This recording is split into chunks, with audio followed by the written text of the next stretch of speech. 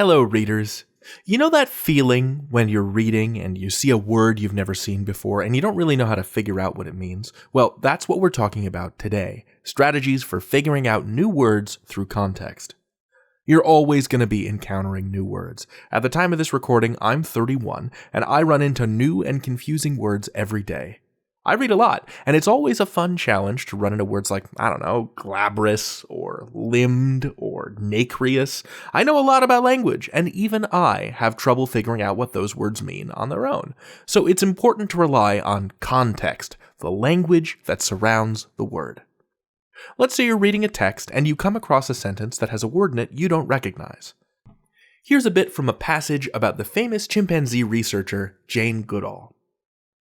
Jane Goodall arrived at Tanzania's Gombe Stream National Park in 1960. She was considered somewhat unconventional among other animal researchers. After all, she had not yet been to college. So let's pause on unconventional. What does that word mean?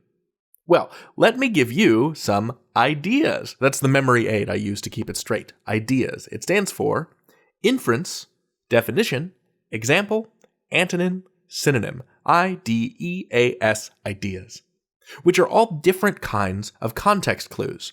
Every word will have a different context, so you might need to vary your approach. The way this snippet is written, let's try inference first, then I'll rewrite the sentence a few times to show you the other methods. Okay, the I in ideas, inference. We can draw conclusions from the context. If we don't know what unconventional means, we can take a look at the rest of the sentence or other nearby sentences to figure it out. Being unconventional seems to make Goodall different from other researchers. She hadn't yet been to college, which implies that the rest of them had. That doesn't give us a full answer, but it does tell us that she's different somehow. So I think that unconventional might mean different than what is normal. And because I'm making an inference about this word's meaning, I'll want to keep an eye out for it in other places to see if I can confirm or revise that working definition later. D. Definition. Context clues like these will just give you the definition of the word in question. So a good example of that would be, she was considered somewhat unconventional among other animal researchers. She hadn't been to college yet, and this made her different and unexpected. Different and unexpected is a great definition for the word unconventional. This style of context clue occurs when the author expects a word to be unfamiliar to you and builds in a guide for you right there in the text. The E in ideas stands for example, and this is somewhere between inference and definition. If the author describes Goodall as unconventional, they'll go on to talk about something unconventional that Goodall did. She was considered somewhat unconventional among animal researchers. For one thing, she hadn't been to college yet. So this is very similar to that initial sentence, except for the transition phrase, for one thing, which is a way to set up examples. Antonym. An antonym is a word whose meaning is the opposite of another word, like how night is the opposite of day, or how love is the opposite of hate. So if there's an example in the text of what Jane Goodall was not, we can use that to figure out what she was.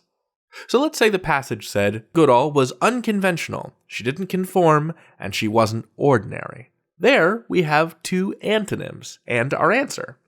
Similarly, synonym just means, another word with the same meaning, similar to a definition. Jane Goodall was unconventional. She was a nonconformist. She went against the grain.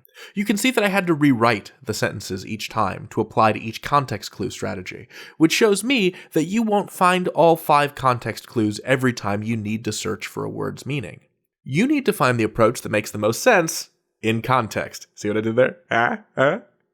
And failing that, you can always look up an unfamiliar word in a dictionary. I love to do that, I think that's great. But I also feel a sense of victory when I correctly figure out what a new word means, when I've put it together from context. And maybe if I'm still curious, I look it up later, and then I turn out to be right, and I'm all like, victory at sea! I did it!